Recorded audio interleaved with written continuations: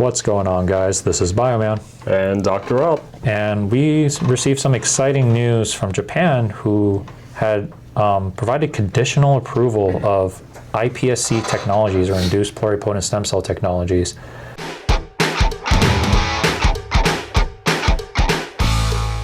This is super huge in the space of stem cells, as all around the world, stem cells are just very hard to build a product that people can trust through regulatory agencies. We talk about all the limitations that are associated with stem cells, even especially the multipotent ones that we work with. But iPSCs have an additional level of complexity to get them through approval, as they have issues associated with receiving them through ethical means and scaling these technologies. Now, in terms of where this was approved, it's Japan. Japan was actually where the concept of the iPSC was invented. It was created by Kyoto University professor Shinya Yamanaka back in 2007, who basically programmed a fibroblast cell into this cell known as the iPS to turn into any cell type. So they were sort of the ground zero for this iPSC technology. So it only makes sense in the natural progression of where we are now in 2026, where Japan has now created conditionally approved products with iPSCs that are essentially being used in patients during the step of approval, which we'll talk a lot about later on. So Dr. Rob, with this exciting development, where do you think this technology can go with respect to dental regeneration? Well, let's take a step back for our tooth engineers fam. So just to review, I think the MSCs, mesenchymal stem cells, are multipotent in that they're able to branch out, differentiate into three different tissue types. First is the muscle cells, and then bone cells, and fat cells. So those are the three pathways that typical stem cells will be like evolving into. The thing is, like, when we talk about iPSCs, like, we are taking something that can only a cell that can end up into three different tissue types. We take their pathway back. We're like turning back the clock in a sense by introducing 4 different transcription factors called Yamanaka factors. And we're able to trick the stem cell into being able to regenerate more than the muscle tissue, bone tissue, and fat tissue. And that's very exciting. So when Japan, they released this iPSC drug, it's not for teeth. So from my understanding, it's for heart failure. Is an iPSC drug for heart failure and Parkinson's disease, right? Yep. So I think, so like, it's exciting news that, oh cool, like these stem cells are being used for legitimate like systemic conditions in the human body.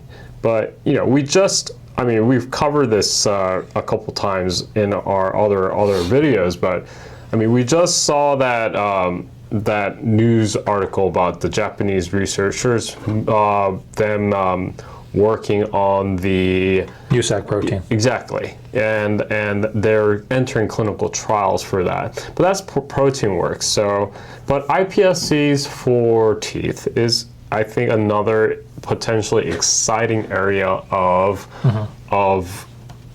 research. And you did bring up the point, and I need to qualify my own statement. So it's not the iPSCs that were approved conditionally in Japan. It was a product prepared from iPSCs. Yeah. So the iPSC acted essentially as a carrier that released some drug that I'm actually not entirely sure about, since I'm looking at the news article. If I can find the research article of this product that was actually prepared, we can talk about it maybe in another segment. But the point is like, this is the first time, and at least that I've seen, of something derived from an iPSC that's used for actual patients. Yeah. Because again, the product has been conditionally approved which I mean, essentially means that they're trying to speed up the process and access to this product to patients by essentially making the real world use of this product the clinical trial. Yeah. So let's take a step back for our tooth engineers fam. So I think it was a few videos ago we were talking about that LinkedIn post about sourcing stem cells from wisdom teeth. That's right. Third molar. Yep. So I think it would be pretty good to lay out the pros and cons of sourcing cells from like wisdom teeth, like MSCs, like dental pulp stem cells from the tooth that's extracting from your own body versus iPSCs. I think when we are harvesting cells from, let's say, four wisdom teeth, that's what you are born with. Well, most people are. Some have extra, some have, are missing. But generally, like sourcing 1 million cells from four teeth is quite an endeavor. Yeah. On the flip side, when we look at iPSCs, I think the advantage is that we are able to, in some ways, generate more from, so as you said, fibroblasts were turned into iPSCs. I don't think it's only fibroblasts that we're able to utilize to jump to iPSCs. I think so. Yeah. I haven't really looked at the other strategies to create iPSCs, but there are, I mean, the whole idea of creating an iPSC is to reprogram a cell using transcription factors to convert it to an iPS. The hallmark work of doing that is through through skin fibroblasts, but maybe there are other ways to do it. I mean, I do know that people reprogram mature cell lines into stem cells, but I don't know if they take it to the pluripotent state. So what's most commonly done is, yes, through the basically reprogramming the fibroblasts. Point is, I think the point I wanted to make for our tooth engineers fam is that it's like it opens up the cell source population. Oh yeah. So I think that's the advantage. The downside is I think it's very technique sensitive to do this type of work. I mean, compared to regular MSCs, it was, iPSCs are so sensitive to it's not easy to culture them, no. Super technique sensitive. And I think the iPSC work in the dental research space is still quite limited compared to other tissue types. Well, not just that, the fact that what you need to do with an IPS is to convert it to a multipotent cell before getting it to a mature tissue also poses the question as to whether making iPSCs in the dental space a commercially viable technology worth it. Because we already have ways to generate multipotent stem cells or get them from primary sources that we can get without doing all this complicated, I would basically call it biological manipulation of cells.